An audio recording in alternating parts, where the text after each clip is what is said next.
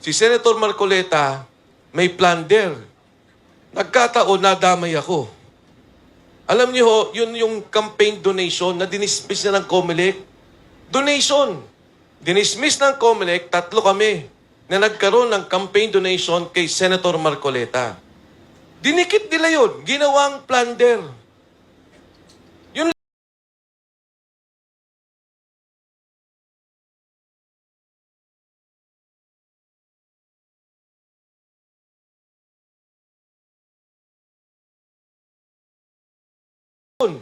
ang plunder, kailangan pondo ng gobyerno ninakaw natin. O kung di kaya, yung case ni ERAP, may binigay na pera, pagkatapos may kapalit. Wala namang kapalit. Wala namang hiningi. Nung ibinigay at tinulungan si Senator Marcoleta, ang standing niya sa survey, number 23. Hindi mo nga alam na mananalo si Senator Marcoleta. Ngayon, kinakasuhan kami at pinapabilis ang kaso.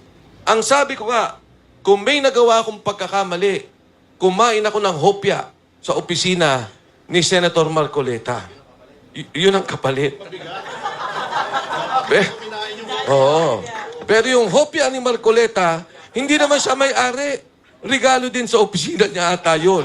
Dahil nung nakita siyang kumakain sa kongreso ng hopya, yung mga supporter niya natutuwa, nagpapadala ng mga hopya-hopya.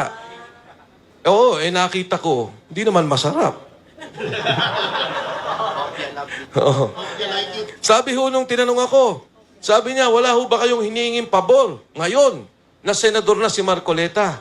Sabi ko ho, kahit na nagkakapi kami o kumain kami sa labas, hindi bumubunot si Senator Marcoleta. Ako pa rin ang nagbabayad ng kapi naming dalawa. Siya na nga ang senador. Ako pa rin ang taya. Ganyan ang klase na nangyayari sa atin ngayon. Ang sabi nga nung una, silent martial law. Pero ang katotohanan ho, ang mas tamang term daw ay undeclared martial law. Kaya ho kayo na nandito ngayon, yung mga vloggers, damay na rin kayong lahat. Alam niyo yan, winarningan na kayo ng NBI. Ha? Ayan, magkakasakasama na tayo.